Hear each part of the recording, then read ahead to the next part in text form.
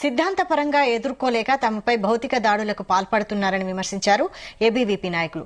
ABVP నాయకుడు ఆదిత్యపై దాడి జరగడం హేయమైన చర్య అని, రాజ్యాంగ పరిరక్షణ కోసం ఏబీవీపీ పోరాటం చేస్తుంటే రాజ్యాంగ వ్యతిరేక శక్తులు దాడులకు పాల్పడుతున్నారన్నారు.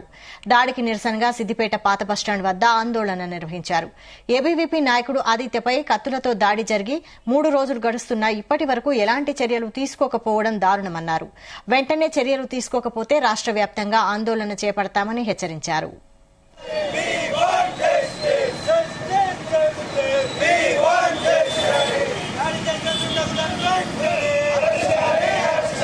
ఏబీవీపీ సిద్దిపేట జిల్లా కన్వీనర్ ఆదిత్యపై జరిగినటువంటి దాడిని ఏబీవీపీ రాష్ట్ర శాఖ తీవ్రంగా ఖండిస్తున్నది.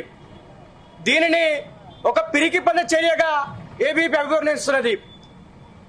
మంత్రి సొంత ఇలాకాలో ఆదిత్యపై దాడి జరగడం సిగ్గుమాల చర్య. ఇది దీనిపైన ప్రభుత్వం నుంచి ఇప్పటివరకు స్పందించకపోవడం శోచనీయం.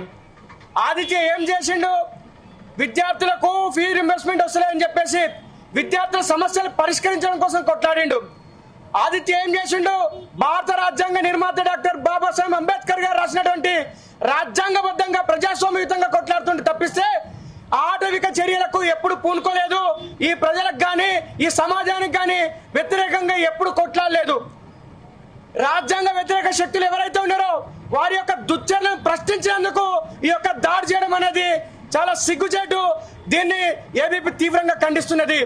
ఇప్పటికైనా ఈ ఆదిత్యం మీద దాడి జరిగి 3 రోజులు జరుగుతున్నప్పటికీ ఇప్పటికీ దుండగులను పట్టుకోకపోవడం అనేది సిగ్గుమాల చర్య. కాబట్టి వెంటనే పోలీసులకు మేము అన్ని రకాలుగా సహకరిస్తామని చెప్పేసి ఈ సందర్భంగా తెలియజేస్తున్నాము. కాబట్టి వెంటనే వారిని పట్టుకొని కఠినాతి కఠినంగా శిక్షించాలని చెప్పేసి డిమాండ్ చేస్తా ఉన్నాము.